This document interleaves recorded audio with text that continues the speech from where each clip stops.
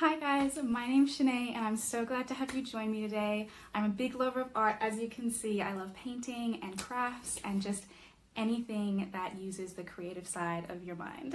So today we're just going to be getting some air dry clay and looking at how we can step by step make these fantasy style mushrooms kind of like from a whole nother world. So just have fun with it.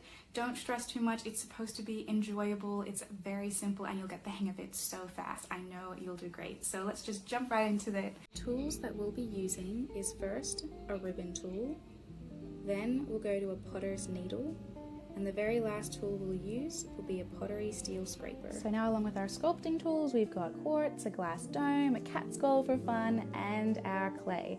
So to start, we're going to mold a bunch of clay on the base of the dome, and we're going for a rough sort of a lumpy ground look. Don't worry about the texture yet, we're going to come back to that later. We just want to make sure we've got an uneven surface for our mushrooms to perch. Then we're going to roll a piece of clay into a bowl and place on our finger, sculpting the clay upwards so that it has a nice mushroom point.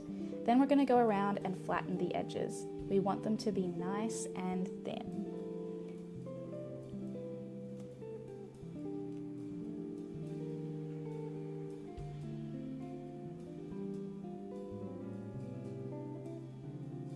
Then we're going to get our potter's needle and delicately, without much force, just indent these little ridges to our mushroom cap to give it some texture and personality, all the way around the bottom edges. Then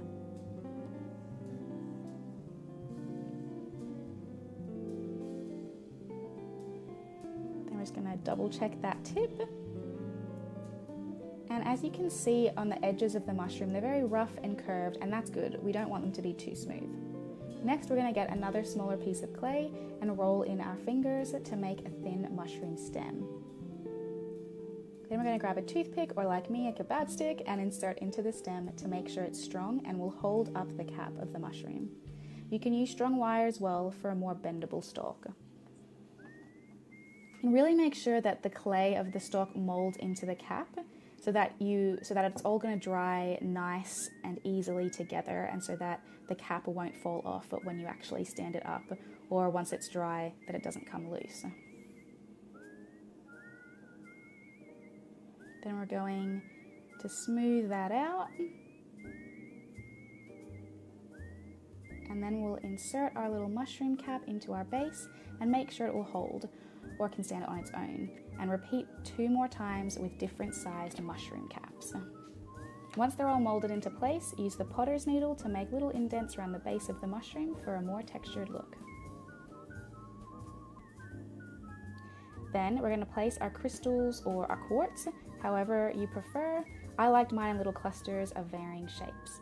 But be cautious, because as you push them into the clay, you might move or dislodge the mushrooms. And if there's a spot where there's not enough clay to really stabilize or push in that quartz, then just grab a little extra clay and wrap it around the base of the quartz to secure it. Next, we'll grab our ribbon tool and maneuver it in little half circles all around the base to give a textured ground. They don't need to be evenly placed, just be really rough with this. Then we'll use the same end of our ribbon tool to just clip off the edges sitting over our dome base so that the glass will fit on the still once it dries. Then we'll check that the glass dome fits, not hitting any mushroom caps, and then we'll use our little pottery steel scraper to gently lift our mushrooms off the dome into a safe area to dry. Now, a good way that we can clean off our dome base is just to use a damp rag or cloth, and that clay will come right off. And if there are any damp pieces of clay left, I don't believe in waste, so why not save them? And there you have it. That's all you need to do to create these little mushrooms. So that is it. Hopefully you have your own little air dry clay mushroom set.